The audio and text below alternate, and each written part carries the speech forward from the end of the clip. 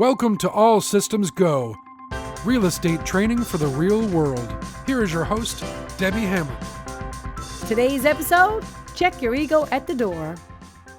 To make it in real estate, and by make it, I mean be a success, not just eke out a living.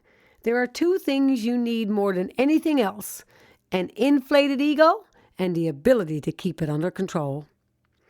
Without the first, you would never be able to walk into someone's home and convince them that you are the absolute best person to represent them on the sale of their house. Better than all the agents out there. For most people, selling their home is a roller coaster ride of emotions, and you need to gain their confidence and instill in them a sense of trust and security. It takes confidence bordering on swagger to be able to do that. And we have to do it on a weekly, sometimes daily basis. No small feat, no big deal. Now, psychologists tell us that an inflated ego is a healthy thing because it's better to think too much of yourself than too little. During the low points in our lives, the belief that we deserve better allows us to get through it, as opposed to thinking we have no choice because it's all we deserve. However, these same psychologists also warn us that, if not kept under control, our inflated ego can turn on us and harm us in a hurry. You're probably thinking now, well, that's all fine and dandy, Debbie, but are we going to have to send out a search party to find the point you're trying to make here? The point was driven home last week when I was asked to do a CMA on a home. As soon as I got there, the owners told me another agent had been in a couple of days earlier. By the tone of their voices and their expressions, it wasn't hard to tell they were not impressed. And from the story they told me, it was obvious this agent had an extreme case of the all about me's. Over a cup of tea, they said she spent an hour going through her listing presentation, and the first 55 minutes had been all about her. We kept waiting, the woman said, for her to talk about our house, its worth, the current market, and that stuff.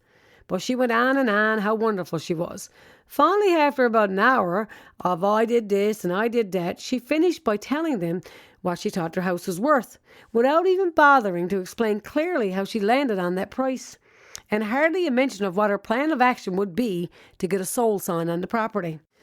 As agents, we have to sell ourselves to prospective clients. We have to showcase our accomplishments, our strong points, and our skill sets, but only in relation to how these points can help the client buy or sell real estate. We must explain what's in it for the client. Otherwise, what's the point? For instance, I've won 3 top 50 CEO awards, and I've been named one of Canada's top 100 female entrepreneurs out of 800,000. But if I just throw that out there like a look at me statement, the homeowner's going to think, well, that's nice, but how does that help me? So I always bring my achievements back to their needs.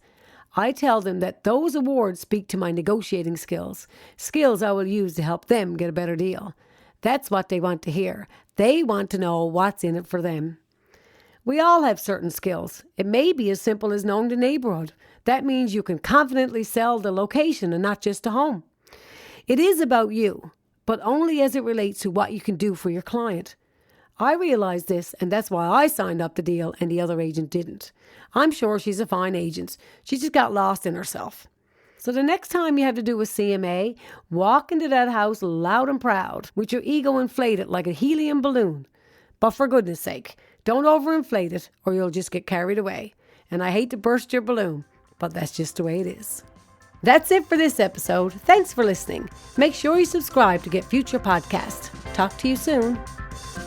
You've been listening to Debbie Hamlin's All Systems Go, recorded in St. John's, Newfoundland and Labrador, produced by Jerry Stamp.